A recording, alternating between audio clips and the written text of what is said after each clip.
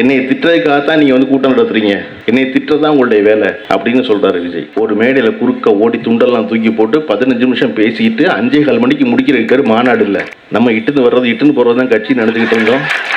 இட்டுன்னு போறது இல்லை போல இருக்கு கட்சி. யாரு வரமாட்டேங்கிறானோ, யாருக்கு புரிய மாட்டேங்குதோ அவனை பத்தி தானே பேச முடியும். வாடான்னு கூப்பிட்டா வரமாட்டேங்கிறான், அப்புறம் என்னைய பத்தியே பேசுறீங்கன்னா நீ தானே மக்கள் வரமாட்டேங்கிற, உனக்கு தானே பேசணும். என்னை திட்டுறதுக்காகத்தான் நீங்க வந்து கூட்டம் நடத்துறீங்க, என்னை திட்டுறதான் உங்களுடைய வேலை அப்படின்னு சொல்றாரு விஜய். நீங்க யோசிச்சு பாருங்க. ஒரே ஒரு தடவை ஏன் 2 புத்தகம் வச்சோன்னா, இந்த வந்திருக்காளில் எவருக்காவது விஜய் வீட்டுக்கு பக்கத்தில் இருக்கக்கூடும், தயவுசெய்து அவருக்கு ஒரு புத்தகத்தை வாங்கி கொடுங்க. இதில் ஒரே ஒரு கட்டுரை படிக்க பாருங்க. இன்னைக்கு ஒரு அறிக்கை கொடுத்துருக்காருல்ல, அந்த அறிக்கையில் ஒரே ஒரு கேள்வி.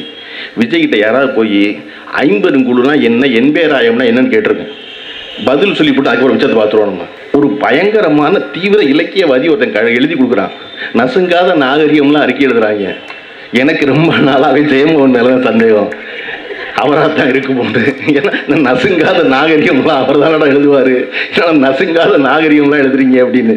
நீங்கள் நினச்சி பாருங்க, எதுக்காக இந்த புத்தகத்தை படிங்கன்னு சொல்கிறேன்னா, ஒரு மாநாடு என்பது எப்படி நடைபெறும் அப்படின்னு புத்தகத்தில் 10 கட்டு இருக்குது. மாநாடு என்பது சாயந்தரம் 4:45 மணிக்கு கூடி ஒரு மேடையில் குறுக்க ஓடி துண்டெல்லாம் தூக்கி போட்டு 15 நிமிஷம் பேசிட்டு 5:15 மணிக்கு முடிக்கிற மாநாடு இல்லை. இங்கே எல்லாரும் வரணும், எல்லாருக்கும் இடம் இருக்குது, எல்லாரும் பேசணும் கண்டிப்பாக. ஆனால் என்ன பேசுவோம், பேசுவதுக்கு என்ன இருக்குது? நீங்கள் எதிர்க்கிறது பேசிடுவீங்களா? நீங்கள் நினச்சி பாருங்கள். நம்முடைய இன்றைய தலைவராகவும் முதல்வராகவும் இருக்கிற திரு ஸ்டாலின் அவர்களை கட்சி பொறுப்புக்கு கொண்டு வரணும் சொல்லும் பொழுது கலைஞருக்கு பெரிய தயக்கம் இருக்குது. நம்ம ஒரு வீட்டில் இருந்து திருப்பி இன்னொருத்தர் வந்தால் தப்பாக இருக்காதா அப்படின்லாம் நினச்சிக்கிட்டு மறுக்கிறாரு. சரியா? மறுக்கும்போது அன்பகத்தில் நடக்குது அந்த கூட்டம். அன்பகத்தில் முதல் குரல் என்பது, அதை சொல்வதற்கான எந்த உரிமையும் உங்களுக்கு இல்லைன்னு தலைவரான கலைஞரை பார்த்து குரல் என்பது.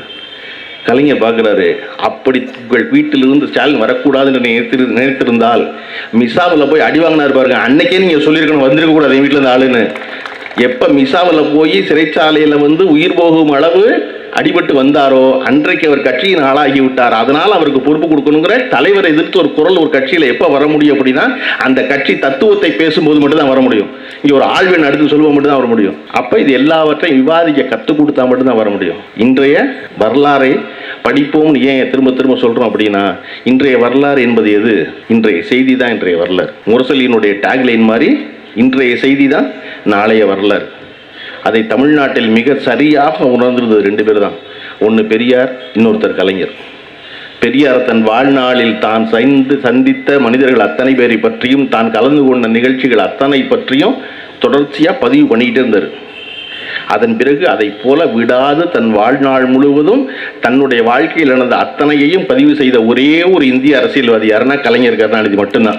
ஏன்னா அவர்களுக்கு தெரியும், பின்னாடி வர்ற பயில நம்ம மேலே எரிச்சல் இருப்பாங்க, நம்மளை பற்றி தப்பாக தான் பதிவு பண்ணுவாங்க, தன் வாழ்நாளில் நடந்ததை தானே பதிவு செய்து விட வேண்டும் என்பதில் பெரியார் குறியாக இருந்தார். அதை விட குறியோடு இருந்தவர் வந்து கலைஞர் இருந்தார். அது வாழும்போது எழுதும் சிக்கல் இல்லை, எப்படி தப்பாச்சுன்னு கேட்பான். அப்போ உண்மைதான் எழுத முடியும்.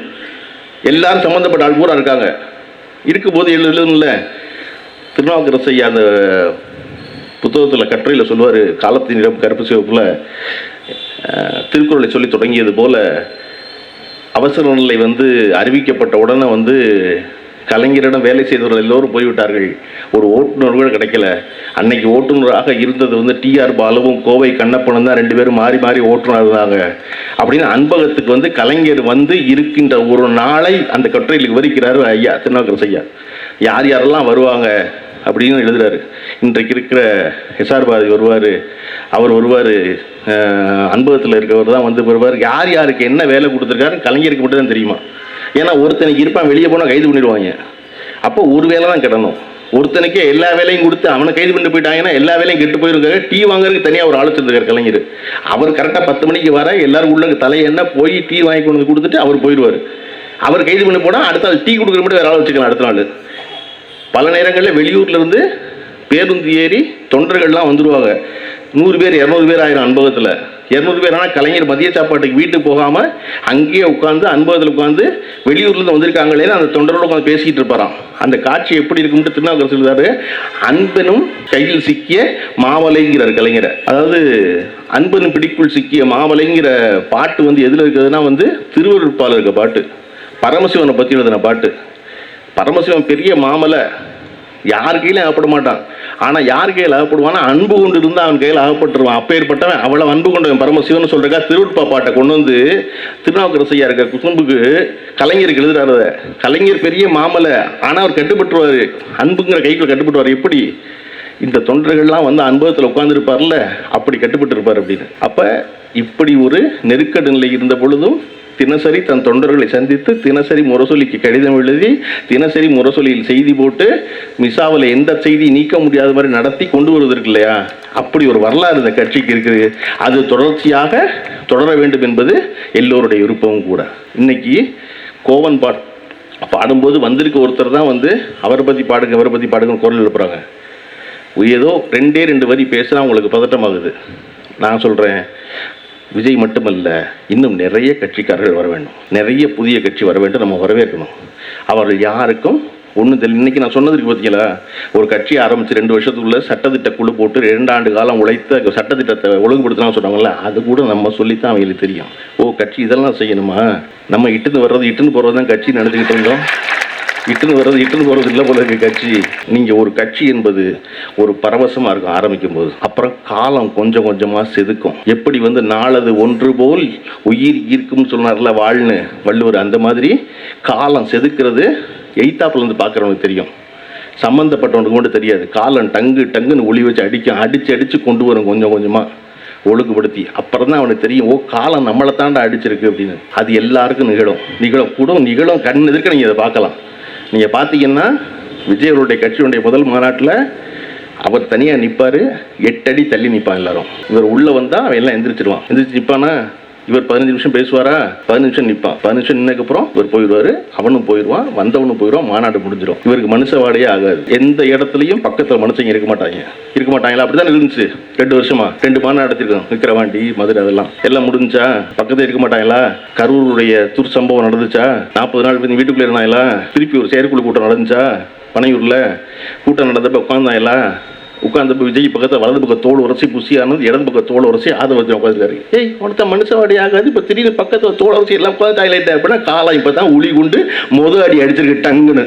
அப்படி ஒன்றா சரி பண்ணி கூட்டு வாங்க எல்லாரும். நீங்கள் எல்லோரும் வரத்தான் இந்த திராவிட முன்னேற்ற கழகம் எவ்வளவு உழைக்கின்ற ஒரு கட்சி என்பதை இந்த மக்கள் உணர்ந்து கொள்வார்கள். நீங்கள் எஸ்ஐஆர் கூட்டம் போட்டு என்ன பற்றி தான் பேசுகிறீங்க, அறிவுத்துறையா கூட்டம் போட்டு என்ன பற்றி தான் பேசுகிறீங்க, எல்லா இடத்துல என்ன பற்றி தான் பேசுகிறீங்க அப்படின்னா, ஆமாம், யார் வரமாட்டேங்கிறானோ, யாருக்கு புரிய மாட்டேங்குதோ அவனை பற்றி தானே பேச முடியும். ஏன் தெரியுமா? வள்ளுவர் சொல்கிறாரு, இன்மை விருந்தோர் ஆள்கிறார். இன்மை வறுமையிலே வருமா இருக்குல்ல, அது என்ன தெரியுமா? வீட்டுக்கு வந்து ஒருத்தனை சாப்பிடுன்னு கேட்குறதுக்கு ஒன்றும் இல்லாமல் போச்சுன்னா அதுதான் பெரிய வறுமையா. இன்மை விருந்தோரால், வன்மை, கஷ்டத்துலையும் கஷ்டம்.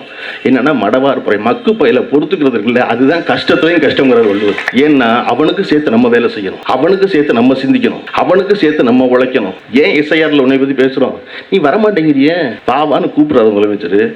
இது பிரச்சனை இல்லை. இந்தியாவிலேயே எஸ்ஐஆருங்கிற ஒரு ஸ்கீமுக்கு எதிராக நீதிமன்றத்துக்கு போய் வழக்கு போட்டு சட்டப்படி அவர்கள் எதிர்கொண்ட ஒரே ஒரு கட்சி திராவிட முன்னேற்ற கழகம் தான். வேற யாருமே இந்தியாவில் எந்த கட்சி, காரணம் என்னன்னே புரியல. இவங்க என்ன செய்ய போறாங்கன்னு திராவிட முன்னேற்ற கழகத்துக்கு மட்டும் புரியுது. என்ன செய்ய காத்திருக்காங்கன்னா, கோவன் சொன்ன மாதிரி உருவுறது பாதி சொருகிறது பாதி வச்சிருக்காங்கடான்னு. இப்ப கன்ஃபார்மா என்னெல்லாம் ஓட்டுல இருந்து தூக்கிடுவாங்க. ஏன்னா தெரியவா தெரியும் திமுக யார் உறுதியா ஓட்டு போட போறானோ அவனை தூக்க போறான்னு. இப்ப இளைஞரணி தம்பிமார்களுக்கு பெரிய வேலை என்னன்னா, அறிவுத்திருவிழா புத்தகங்களை அப்புறம் படிச்சுக்கலாம். அடுத்த 3 மாசத்துக்கு நீங்க தான் பிஎல்ஓ போல போய் கிளம்பி ஒவ்வொரு வீடாயே பதிஞ்சிட்டீங்களா கேட்கணும். சரியா? அப்ப நம்ம போய் பதினோட வீடா திராவிட முன்னேற்ற கழகத்தின் தொண்டர்கள் வேலை செய்யறாங்கல்ல, எல்லாரும் உதயசூனுக்கு ஓட்டு போடுவாங்க இல்லையா? அப்ப அவனுக்கு சேர்த்து நம்ம வேலை செய்யறோம். அது அவனுக்கு புரிய மாட்டேங்குது. வாங்கடா, உங்களுக்கு 10, எனக்கு 100 ஓட்டு இருக்கு, சரி உனக்கு 5 ஓட்டு இருக்குல்ல, 5 ஓட்டு போட முடியாம போயிருப்போது, வாடான்னு கூப்பிட்டா வரமாட்டேங்கிற. அப்புறம் என்னைய பத்தியே பேசுறீங்கன்னா, நீ தானே மக்கு வரமாட்டேங்கிற, உனக்கு இடத்துல பேசணும். அப்ப இங்க ஏன் எல்லாருக்கும் பதட்டமாகிறது இந்த கட்சியை பார்த்து அப்படின்னா, இந்த கட்சி ஒன்றுதான் தொடர்ச்சியாக அது வந்து பொறுப்பில் இருக்கு, பொறுப்பில் இல்லை, நடக்குது என்பது அதிமுகவுக்கும் திராவிட முன்னேற்றங்களுக்கும் ஒரு பெரிய வேறுபாடு உண்டு. என்ன அப்படின்னா, பொறுப்பில் இருக்கிறோமோ இல்லையோ திராவிட முன்னேற்ற கழகம் என்கிற கட்சி தொண்டர்கள் தொடர்ந்து செயல்பட்டு கொண்டே இருப்பார்கள். எடப்பாடி பழனிசாமி வந்து ஒரு விபத்தில் முதல்வராகி காலில் விழுந்து முதல்வராகி இருந்த பொழுது இந்த நாட்டினுடைய ஆளுநரால் அவமானப்படுத்தப்பட்டார். என்னுடைய முதலமைச்சர் அவமானப்படுத்தாதீங்கன்னு சொல்லி முதல் குரல் எழுப்பியது வந்து நம்முடைய இன்றைய முதல்வரும் அன்றைய எதிர்க்கட்சி தலைவரும் திரு ஸ்டாலின் அவர்கள் தான் முதல் குரல் எழுப்பினார். அது செய்யக்கூடாது முதலமைச்சர் நீங்கள் அப்படின்னு. அப்போ அவருக்கும் சேர்த்து நம்ம தான் கத்திக்கிட்டு இருந்தோம். அதை போல தொடர்ச்சியாக இந்த வேலையை நம்ம செஞ்சுக்கிட்டே இருக்கோம். ஆனால் அதிமுக செய்யாது. இந்த 4 வருஷம் எடப்பாடி பழனிசாமி அவர்கள் எங்கே இருந்தார் யாருக்குமே தெரியாது. இன்னும் தேர்தல் 6 மாதம் இருக்குங்கும் போது அதிமுக வெளியே வரும். அது காலகாலமாக எப்போவுமே அப்படி தான் வரும்.